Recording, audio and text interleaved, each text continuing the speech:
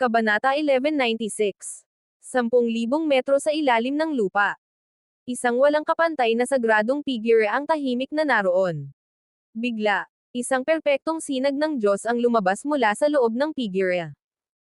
Sa sumunod na sandali, kasabay ng isang nakasisindak na pagsabog, biglang nagpakawala ang sagradong figure ng isang kataas-taasang ungol ng dragon. Dumagundong. Umalangaw-ngaw ang tunog ng mga pagsabog. Saan man ito mapunta, walang katapusang kapangyarihan ang mabilis na bumuhos sa lahat ng direksyon, na parang ito ay hiniwa ng malupit na puwersa. Umuungol. Pagkatapos, muling narinig ang ungol ng isang dragon. Isang figure ang lumipad mula sa ungol ng dragon. Ang mga mata ng kabilang panig ay puno ng nakakagulat na sinag ng Diyos. Ang kanyang katawan ay hindi natatakpan kahit kaunti. Ang kanyang pisikal na katawan ay basta na lamang nabunyag. Ang balat sa kanyang katawan ay napakaputi at malinis. Kung ang kanyang mga mata ay hindi natatakpan ng isang nakakatakot na liwanag, malamang na itinuring siyang isang maselang estudyante. Mga 16 o 17 taong gulang siya, at tila masigla. May kakaibang aura na nagmumula sa kanya habang nakatayo siya roon, na naglalabas ng nakakatakot na aura. Ang lalaking ito ay walang iba kundi si Zephyr. Sa oras na ito, mayroong isang uri ng kumikinang na kinang sa kanyang katawan, na dulot ng muling pagbuo ng kanyang pisikal na katawan. Sa sandaling ito, bawat tipak ng laman at dugo sa katawan ni Zephyr ay napunit at naibalik. Ang mga ito ay dumaloy pabalik-balik, patuloy na naghahabi at ang proseso ay hindi na ang orihinal na pisikal na katawan. Sa oras na ito, ang kanyang pisikal na depensa ay mas malakas na ng maraming beses kaysa dati. Sa oras na ito, kahit na tumigil si Zephyr at hayaang atakehin siya ng mga disipulong nasa antas ng hari gamit ang lahat ng kanilang lakas, maaaring hindi nila masira ang kanyang depensa. Matapos maabot ang tugatog ng kapangyarihan at cultivation, tuluyang gumuho ang espasyo sa katawan ng real dragon. Bagamat mayroon pa ring kaunting dragon numa na hindi pa napipino, nasiyahan pa rin si Zephyr. Gayunpaman, habang nakatingin sa pira-pirasong katawan ng tunay na dragon sa harap niya, hindi maiwasan ni Zephyr na makaramdam ng sakit sa kanyang mukha.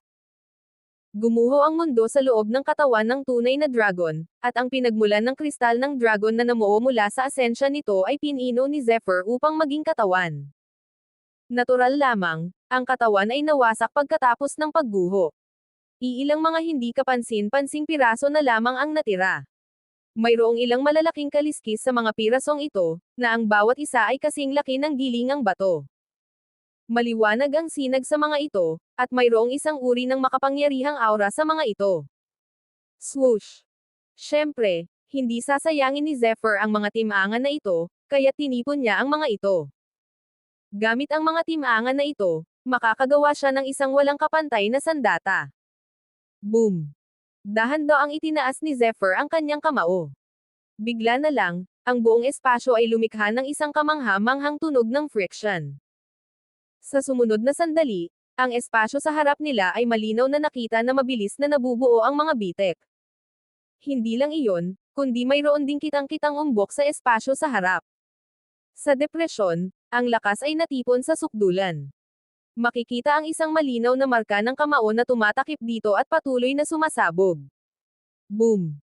Sa wakas, habang naipon ang lakas sa sukdulan, biglang sumabog ang espasyo sa harap nila. Nagbuo ito ng isang malaking bitek na parang itim na butas. 10-1. Tunay ngang makapangyarihan ito. Ang paggamit pa lamang ng kanyang lakas ay mas makapangyarihan na kaysa dati. Kabanata 1197. Dahil naramdaman ang kanyang kasalukuyang lakas, naiisip ni Zephyr na kaya niyang labanan ang isang eksperto sa antas ng emperador. Hindi mahirap patayin ang isang eksperto sa antas ng emperador. Boom! Habang nag-iisip siya, agad na napagtanto ni Zephyr. Hindi ko alam kung gaano nakatagal ang lumipas. Malamang na may mangyayari sa Nine Netherbird, na lumalaban sa dalawang eksperto sa antas ng emperador. Sa pag-iisip nito, hindi na naglakas loob si Zephyr na magtagal pa. Bigla siyang bumangon mula sa lupa at sumugod. Malayo, sa kaibuturan ng kawalan.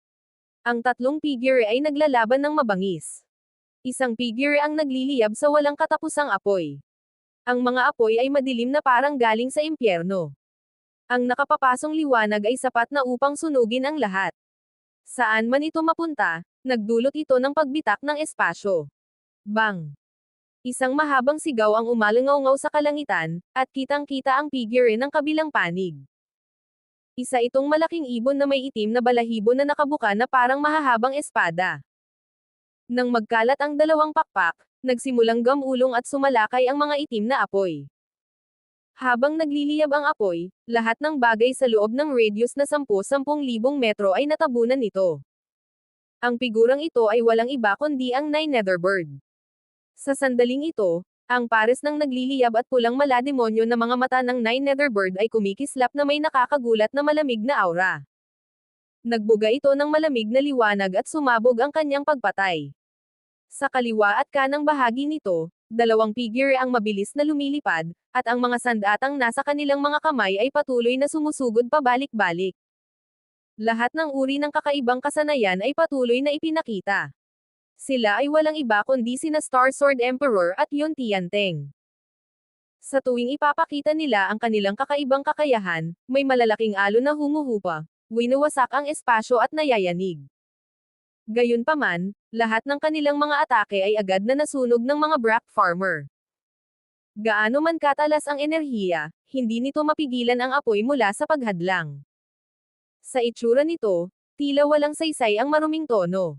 Sa katunayan, hindi ito ang kaso.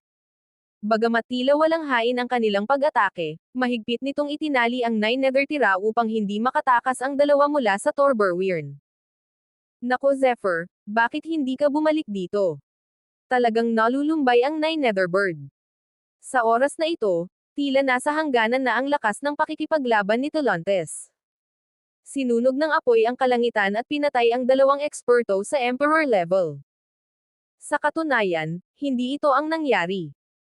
Malinaw na nakita ni na Star Sword Emperor at Yun Tianteng na ang lakas nito ay wala pa sa tugatog nito, kaya't pinahina nila ang kapangyarihan nito.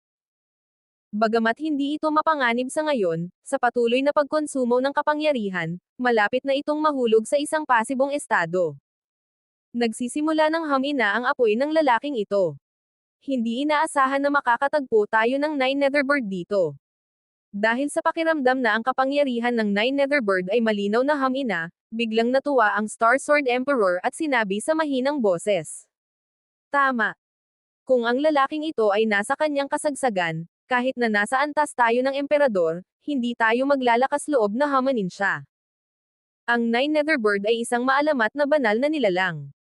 Kapag nalinang na natin ito, hindi ito magiging mas mahalaga kaysa sa isang malaking sandatang pamatay. Kahit na hindi natin ito talaga mapasuko, ang katawan nito ay mahalaga. Sa sandaling ito, nagsimulang matuwa si Yun Tianteng. Patayin. Kabanata 1198. Kasunod ng isang mahabang alulong, ang banal na espada sa kanyang kamay ay agad na sumulpat ng may talim na enerhiya. Ang magkakaugnay na talim na enerhiya ay naging isang walang katapusang lambat ng talim na enerhiya, nagliliyab at umuunlad, at mabangis na nagtagal palabas. Ang atakeng ito ay naglalaman ng walang hanggang kapangyarihan ng Star Sword Emperor, na siyang ikinagulat ng kalangitan. Kahit ang Nine Netherbird ay hindi nang ahas na maliitin ito. Bang! Huni ng ibon ang Nine Netherbird na sumigaw sa ere. Mabilis nitong ikinumpas ang isang pares ng itim na pakpak at iniladlad ang mga ito. Isang nakakatakot na banal na kariktan ang bumuo ng isang nakakatakot na itim na ulap. Ang malaking ulap na ito ay naglabas ng tunog ng pagkaluskos, parang isang maliit na bundok na marahas na bumababa. Sa mas malapitang pagtingin, ang itim na ulap ay malinaw na nagdadala ng mga alon ng mga tunog ng pagkaluskos habang ang nakapalibot na espasyo ay pumipilipot at nagwawasak. Hindi ito isang malaking itim na ulap, kundi isang itim na apoy. Sinunog ng nagliliyab na apoy ang kalangitan, ngunit tila tinutupok ng nakapangangilabot na temperatura ang lahat. Saan man sila magpunta, mabilis na lumilitaw ang malalaking itim na bitek. Klang! Muling gumalaw ang tunog ng espada. Lubhang nagbago ang ekspresyon ng Star Sword Emperor habang tinitingnan niya ang nagliliyab na apoy ng Nine Netherbird. Mabilis na kumalat ang talim na enerhiya sa kanyang kamay. Isang mahabang ilog ang dahan-daang lumitaw sa mabituing kalangitan. Daan-daang bituin ang dahan-daang naglalabas ng mga hibla ng maliwanag na liwanag ng mga bituin. Nagawa ng Star Sword Emperor na paganahin ang kapangyarihan ng mga bituin sa kalangitan. Ang kapangyarihan ng daan-daang bituin ay dahan-daang nagtipon sa paligid at pagkatapos ay bumuo ng isang bakas. Bagamat isa lamang itong kapirasong kapangyarihang stellar, sa sandaling sumanib ang kapangyarihang stellar dito, ang enerhiyang talam ay agad na sumabog ng isang walang kapantay at nakakatakot na talam. Sumiklab ang enerhiyang may talam at pinutol ang kalangitan. Hinahanap mo ang kamatayan. Marahas na pinakawalan ang dalawang pakpak ng Nine Netherbird, at agad na sumabog ang itim na ulap ng apoy. Klang! Sandaling nagsalpukan ang talam na enerhiya at ang apoy. Ang nakakatakot na nagngangalit na apoy ay sumunog at tumunaw sa talam na enerhiya, na ginagawang kawalang-walaan ito. Gayunpaman, mayroon pa ring isang kamangha-manghang sinag ng Diyos na mabilis na sumugod sa gitna ng itim na nagngangalit na apoy. Ang lakas ng mga bituin. Tila mahina ang sinag ng Diyos, ngunit napakatalas nito. Maging ang Nine Netherbird ay hindi napigil ang mapasigaw sa takot. Mabilis na kumislap ang anyo nito at sumugod ang mga apoy patungo rito. Gayunpaman, sa sandaling ito, isang malaking bakas ng kamay ang bumagsak mula sa langit. Ang selyong ito ng kamay ay naglalaman ng walang katapusang lakas. Napakakapal nito na tila walang katapusan habang pinupunit nito ang lahat ng direksyon. Sa dulo ng selyong ito, ang enerhiya ay kumukulo na parang isang bumabagsak na bituin. Naku, hindi. Nang maramdaman ang balak pumatay sa isang bahagi ng katawan nito, mabilis na kumurap ang demonic eyes of the Nine Netherbird. Sa labanan laban sa Star Sword Emperor, hindi nito pinansin si Yon Tianteng sa kabilang panig. Sa sandaling ito, kontrolado ni Yon Tianteng ang walang kapantay na enerhiyang pantao. Walang hadlang ang kanyang pagkilos, walang hangganan. Ang walang kapantay na banal na kapangyarihan ay walang katapusang sumusulpot, walang awang nakakatakot palabas, ang kapangyarihang dulot nito ay walang hanggan. Bangle. Matapos ang malakas na pagsabog na iyon, sa wakas ay nagawang lumaban ng Nine Netherbird. Malakas itong tinamaan at ang napakalaking katawan nito ay marahas na lumipad. Mamatay ka. Simulan mo ang mahabang ilog, at ang mga bituin ay magniningning sa buong kalangitan, ang dakilang espada ng ilog bituin. Paano nagawang palampasin ng Star Sword Emperor ang isang magandang pagkakataon? Sa ilalim ng gabay ng mahabang espada sa kanyang kamay, malinaw na nakikita ang mga bituin kahit sa araw. Bigla na lang, ang mga manipis na bituing kapangyarihan ay nagsanib at naging matalas na enerhiya, at isang malakas na espada ang sumulpot at kumalat. Kabanata 1199. Buzz. Kasabay ng mabilis na tunog ng pagkapunit, 100 metrong haba ng talam na enerhiya ang sumulpot at muling sumugod patungo sa katawan ng Nine Netherbird. Ang nakakatakot na kapangyarihan ng mga bituin ay palm unit sa kalangitan. Ang Nine Netherbird na tinamaan ng palad ay hindi nakatiis ng ganoon kabilis. Malapit nang itaboy ang Nine Netherbird ng bladed energy na ito. Marahas na yumanig ang kawalan. Isang kamay ang biglang kumislap at nag-evolve, nag-iwan ng bakas ng pagkapunit sa hangin. Sa isang iglap, nanginig ang langit at lupa, nawalan ng kulay ang araw at buwan, at ang walang hanggang banal na kapangyarihan ay yumanig sa lahat ng direksyon. Ang kamay na iyon ay parang langit, hindi mapigilan. Klang! Malinaw ang 5 daliri ng palad, na parang langit. Ang bawat daliri ay parang tuktok ng bundok. Tila mabagal ngunit mabilis naman talaga. Naglabas ito ng napakagandang sinag ng Diyos at malakas na bumangga sa napakalaking enerhiyang talam na naipon ng kapangyarihan ng mga bituin, at marahas at agresibo itong hinawakan. Bang! Habang naglalabas ng lakas ang 5 daliri niya, ang napakalaking talam na enerhiya ay walang awang dinurog at naging hindi mabilang na malalaking piraso na parang isang matigas na ulong uod sa ilalim ng napakalaking palad na ito. Swoosh! Habang nadudurog ang enerhiyang may talam, isang itim na anino ang mabilis na lumitaw sa tabi ng Nine Netherbird. Gamit ang isang kamay na nakasuporta sa katawan nito, kumuha siya ng mga elixir at mabilis na inilagay ang mga ito sa bibig nito. Payat ang lalaking ito at mayroong kakaibang aura. Tila naliligo siya sa mundong ito at wala siyang kahit anong kabagsikan. Gayunpaman, nang nakatayo roon ang kabilang panig, nagpakawala siya ng isang malakas na presyon, na kasing bigat ng isang bundok. Swoosh! Sa isang iglap, lumitaw si Yunlonting sa isang gilid ng Star Sword Emperor. Ang kanyang sinag ng Diyos ay maliwanag at nagdadala ng walang hanggang banal na karelagan. Ang kanyang buong katawan ay tila bumuo ng isang malaking pagsasanib sa enerhiya sa kalawakan, na parang nakamit niya ang kaisahan ng langit at tao. Bilang tagapagmana ng spiritual martial body, si Yun Tianteng ay mas makapangyarihan kaysa sa kanyang nakababatang kapatid na si Yun Tianjing. Dahil sa kanyang katayuan bilang isang disipulo sa antas ng emperador, ang kanyang katayuan at kakayahan sa pakikipaglaban ay hindi mas mahina kaysa sa mga elders sa The Academy. Gayunpaman, sa sandaling ito, may bahid ng lamig at kaseryosohan sa kanyang mukha. Sa simula, magtatagumpay sila, ngunit sa sandaling ito, ang pag-atake ng misteryosong lalaki ay tuluyang sumire sa kanilang plano. Dahil magkaharap ang kanilang mga likuran, mahirap matukoy kung sino ang bagong dating. Gayunpaman, hindi naramdaman ni na Star Sword Emperor o Yun Tianteng ang isang pamilyar na aura mula sa kanya. Zephyr, napakabagal mo. Bumilis ang paghinga ng Nine Netherbird. Matapos uminom ng elixir na ibinigay ni Zephyr, halatang bumubuti na ang mga pinsala nito. Habang nakatingin sa binata sa harap niya, nagngingit-ngit ang ngipin ng Nine Netherbird at atubiling umungal. Si Zephyr nga iyon. Matapos pinuhin ang katawan ng tunay na dragon, mabilis na sumugod palabas si Zephyr. Sa pinakamahalagang sandali ng Nine Netherbird, dumating siya. Nang marinig ang boses ng Nine Netherbird, isang ngiti ng pasasalamat ang sumilay sa mukha ni Zephyr.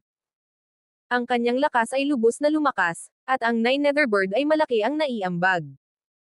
Kung hindi dahil dito, hindi sana siya nagkaroon ng oras upang pinuhin ang katawan ng dragon. Kabanata 1200. Hindi inaasahan na aabutin ng ganito katagal bago ito pinuhin. Sabi ni Zephyr nang may mapang asar ng ngiti. Kaya mo ba? Hindi. Ang lakas mo.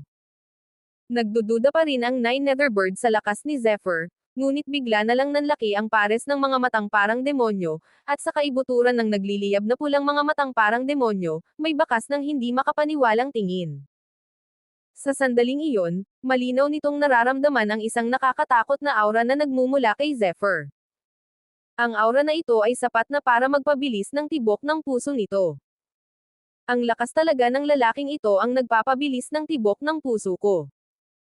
Malinaw na ipinakita ng tuklas na ito na si Zephyr ay mayroon ng lakas upang takutin ang Nine Netherbird. Bagamat tiyak na hindi maliit ang asensya at mga benepisyo ng katawan ng dragon, imposibleng makarating siya sa antas na ito sa napakaikling panahon. Isa lang itong pantasya. Hayaan mo na ako. Tinapik ni Zephyr ang mga pakpak ng Nine Netherbird at nakangiting sinabi. Habang nagsasalita siya, dahan-daw ang umikot ang katawan niya. Habang lumingon siya, ang kanyang mga mata ay agad na naging matalas. Isang mapanganib na aura ang unti-unting kumalat mula sa loob ng kanyang katawan. Ano? Nang sandaling lumingon si Zephyr, hindi na napigilan ng Star Sword Emperor ang sarili at sumigaw. Sa sandaling ito, natural niyang nakita ng malinaw ang anyo ng umaatake, ngunit hindi inaasahan ng Star Sword Emperor na ang taong ito ay si Zephyr. Ngayon lang, ang Star River Greatsword ay naglalaman ng walang hanggang talim na enerhiya, na pinalakas ng sword focus at pinaganya ang ilog ng mga bituin upang magbuhos ng isang daloy ng star power dito. Ang power of stars ay napakatalas. Nang ito ay ma-evolve, ang matalas na aura at mapanirang kapangyarihan nito ay mas kamangha-mangha at nakakatakot pa kaysa sa matalas na gintong katangian nito. Gayunpaman, ang nakagugulat na galaw na ito ay hinarang ni Zephyr. Paano siya mananatiling kalmado? Kumpara sa pagkamangha ng Star Sword Emperor, bahagyang nagbago ang mukha ni Yunlonting, ngunit di nagtagal, naging magulo ang kanyang mukha. Ang hindi mapigil ang kabaliwan ay marahas na ibinuhos. Zephyr, ikaw pala.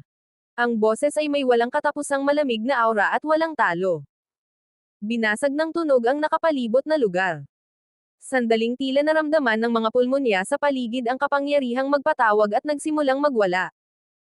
Dumagundong. Sa isang iglap, nagsimulang manginig ang mundo. Hindi mabilang na mga bitek ang mabilis na kumalat sa lahat ng direksyon. Saan man sila magpunta, makikita ang nagngangalit na numa na nagtipon-tipon na parang dragon python sa loob ng radius na 12-dosenang milya o kahit daan-daang milya. Tila hinati ito sa dalawa ng malaking bitek sa langit.